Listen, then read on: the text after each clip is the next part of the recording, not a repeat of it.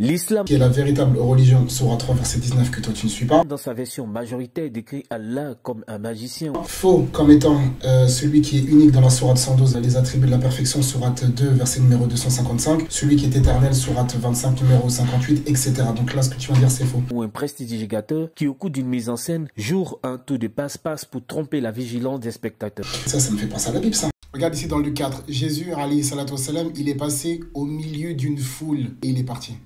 Comment tu disais déjà? Joue un tour de passe-passe pour tromper la vigilance des spectateurs. En effet, affirmer que le Messie Il n'a été envoyé que pour les enfants d'Israël. Même chose dans le Coran, dans la sourate 3, 49. Le Messie qui n'est pas divin, sourate 472, sourate 5, 75. n'a pas été crucifié. Jamais Allah n'a dit dans l'évangile qu'il a envoyé Jésus pour se faire crucifier.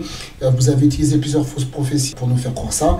Il n'y a aucun Israélite dans les évangiles qui attendait un Messie qui vienne pour se faire crucifier. Aucun apôtre n'attendait ça non plus. Jésus, que la paix divine soit sur lui, n'a jamais dit que c'était sa mission. Et même Paul lui-même, il a dit que c'était un scandale pour les Juifs. Donc, effectivement, Jésus n'a pas été crucifié dans la sourate 4, verset numéro 157, dans la sourate 3, verset numéro 55, et dans le texte biblique, on va voir que dans le texte de Jean, chapitre 8, verset numéro 29, Jésus a dit que celui qui l'a envoyé, il était avec lui. Contradiction dans Matthieu 27, 46, Jésus a été abandonné. Dans Jean 11, 42, Jésus dit qu'il est toujours exaucé. Contradiction dans Gethsemane, dans le texte de Matthieu 26, dans le texte de Marc 14, dans le texte de Luc 22. Jean, il va en fait corriger lui-même dans le texte de Jean chapitre 12, verset numéro 27. Et que c'est un faux semblant. C'est sourate 457, donc ça c'est un verset qui lui pose problème. En fait, si jamais genre c'est un faux semblant qui est crucifié à la place de Jésus, c'est un problème. Mais si c'est Jésus qui est crucifié pour les pécheurs, ça pose pas de problème. Afin de berner. Retenez bien berner. Dans le texte de Exode chapitre 7, l'Éternel peut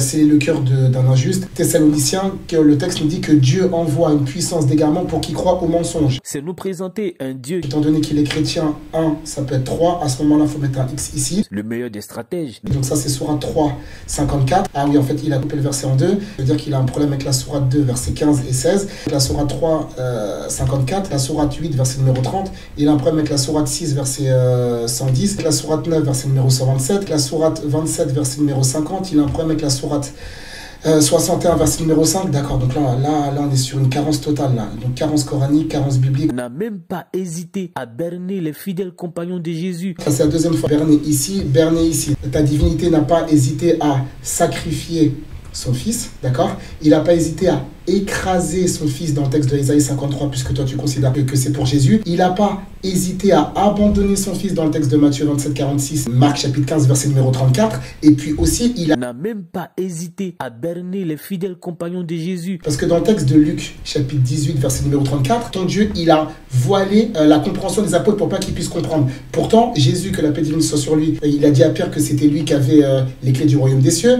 Il lui a demandé de paître ses brebis dans le texte de Matthieu 21, 15 et suite. Il a dit justement à ses fidèles que c'est eux qui allaient avoir le royaume des cieux, puisqu'il y a aussi dans le texte de Matthieu 21, puisque toi tu considères que ça fait référence à eux.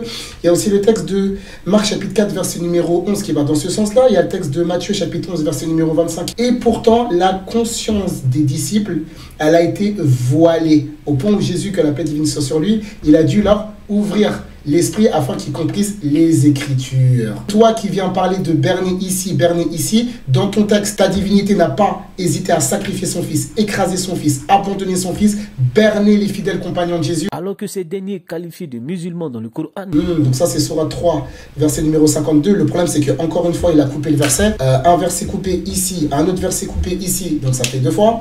Dans ce verset que tu as cité, les apôtres, ils ont promis qu'ils allaient soutenir Jésus, que la paix divine soit sur lui, comme dans la sourate 61, verset numéro 14, ce qui va venir directement en contradiction avec le texte de Marc, chapitre 14, verset numéro 50, dans lequel les apôtres ont abandonné Jésus. C'est ce que Jésus a dit aussi, c'est ce qui s'est passé dans Matthieu 26. Donc en fait, ça commence à faire beaucoup. Regardez ici ce qu'il a fait. Ici, il a dit dans le Coran, on proclamait, donc c'est les fidèles compagnons de Jésus, depuis Jérusalem, etc. etc.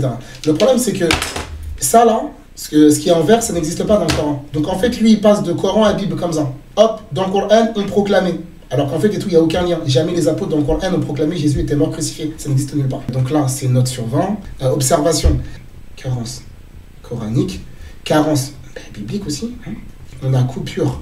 Donc je mets un S parce que deux versets. Accusation sur sa divinité. D'accord. Donc là, j'écris très vite. Hein. Donc accusation sur sa divinité, d'accord, donc en fait il maîtrise pas les renvois. Donc, et là il y a 8 erreurs majeures. Ça c'est 30 secondes de vidéo, c'est pas sérieux ça. C'est pas sérieux ça. Par rapport à la note, si je te mets 1, est-ce que tu vas considérer que c'est 3? Et si je te mets 3, est-ce que tu vas considérer que c'est 1?